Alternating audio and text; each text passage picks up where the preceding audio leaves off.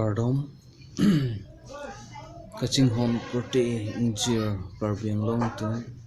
non kewang ji chiklu nutum sitame kusono parbiang long son thak thak si youth festival lopo awang so youth festival along stami ilitum karbi tuan sta kelang tun stami ning chiparong stami chok stami ilitum riso jang tum sami for ok kichun pen ilitum apuson kachibhong kachetheng abangke awede simi athemni labangke bang nangkar judun long sami lage monita tum sami therang melang ngapen ke mithang inong thang labangke akimi kachibisi jason stami tum